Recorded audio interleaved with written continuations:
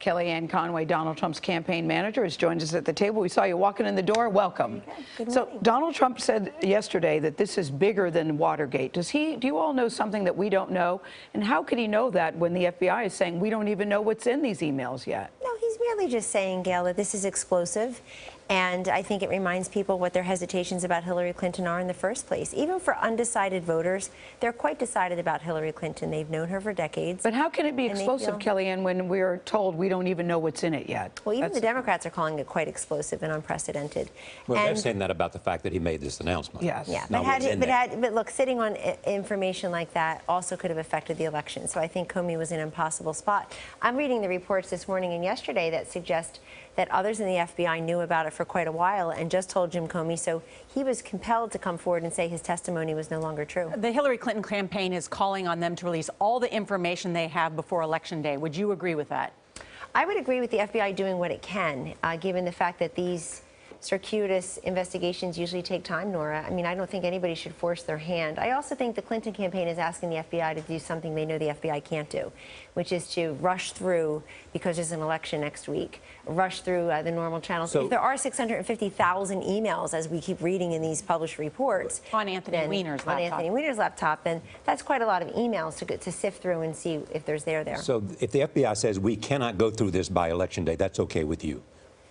I mean, it'd be fine with us. We don't want to politicize the FBI. I see Hillary Clinton engendering boos for FBI Director Comey yesterday at one of her rallies, and I'm reminded maybe we've been asking the wrong candidate all along. Are you inciting anger and violence at your rallies? Are you qualified for president? Are you fit for office? If they find out that, in fact, there's nothing there, they go through it before the Election Day, you want the FBI to announce, we looked at all these things and there's nothing there. We maintain our original judgment. If they want, they can say that. I guess so. But, you know, the damage is done in this way.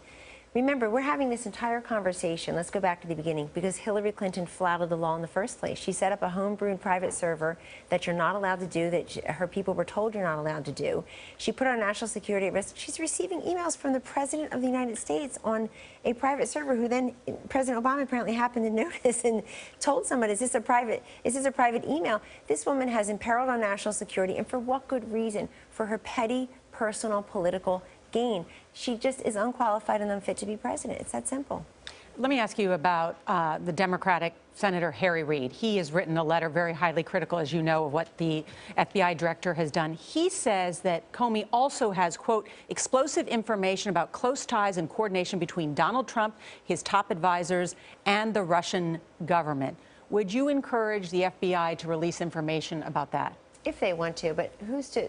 We're listening to Harry Reid. Put him under oath and see if he'll say the same thing. This is the same man who said Mitt Romney had hiding things in his tax returns.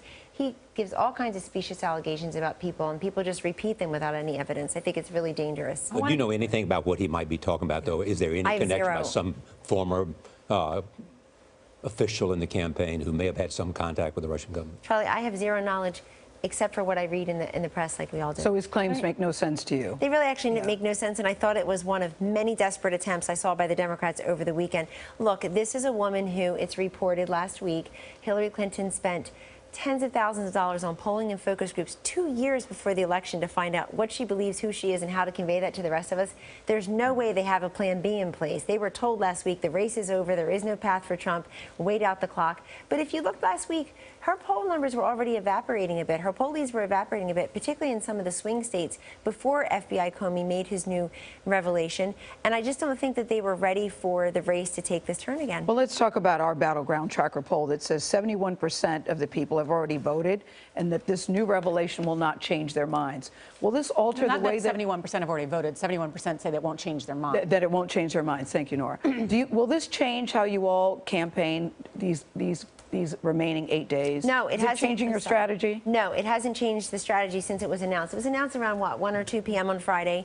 That day, Mr. Trump was in 3 states. The next day, 3 states. Yesterday, 3 stops. He mentions it at the beginning, and then he talks about Obamacare and ISIS and job creation and patriotism. And the reason he does that is because this just has to go on independent of us. And also, Obamacare is the huge roiling issue now. It's people are opening up their mailboxes, clicking onto their computers, and noticing their premiums are exploding out of control. We don't want Americans to go through another 4 or 8 years, Gail, where they're deciding between paying the rent, paying for food, or paying for these explosive Obamacare premiums.